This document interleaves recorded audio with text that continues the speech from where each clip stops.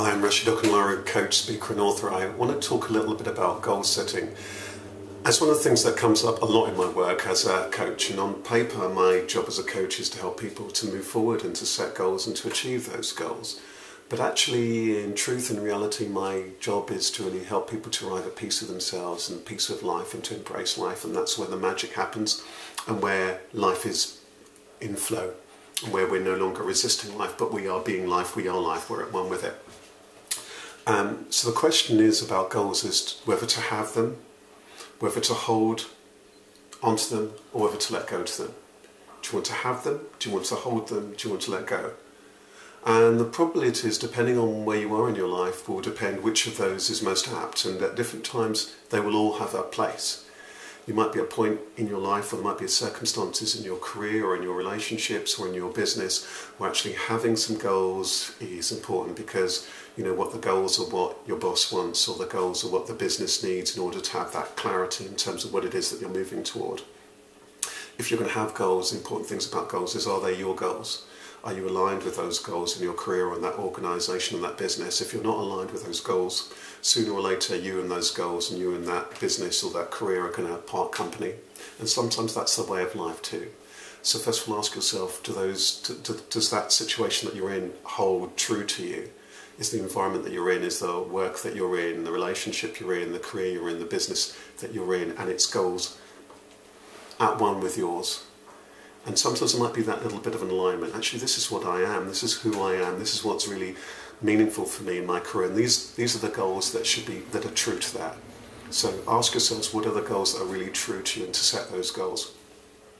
It might be in that situation, if there's a little bit of a conflict there, that you might need some goals for you that are true to you and to your life in the long term, and that there might be these goals within your business and your career, and they may be slightly different, but you need to be very mindful about that and come to a point, hopefully at one point, where they can align.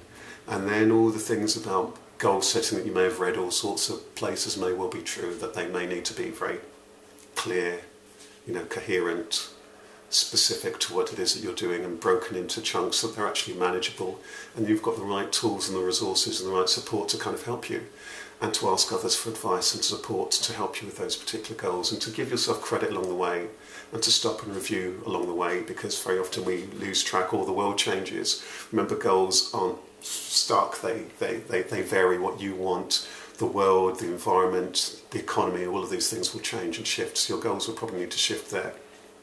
So that's whether, to have goals. And whether to hold goals is where we've moved on to now. Do you need to hold on to those goals? Those goals need to shift. Perhaps you're holding on to a goal now that's no longer true to you or true to the environment that you're in. Maybe that goal needs to shift.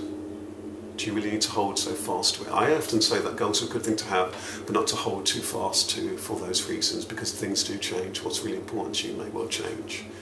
And you may already have seen this in your life, that goals that you had 5 years ago may have changed now, or 10 years ago may have changed. What's really important to you may well change. So don't hold too fast to those particular goals.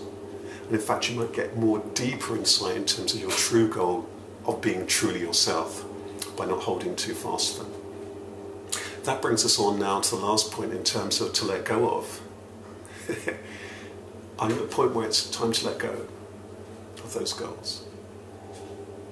Sometimes the goals become very heavy. I've been a goal setter in certain points in my life where having goals are really important, and in some areas, career and business, I have goals, but ultimately there aren't goals, it's just a be. So you may well be at a point in your own life or in your own relationships or in what it is that you do where actually the goals aren't necessary, or they're not necessary at the moment, or that you may have goals in one area but they're not needed in another area.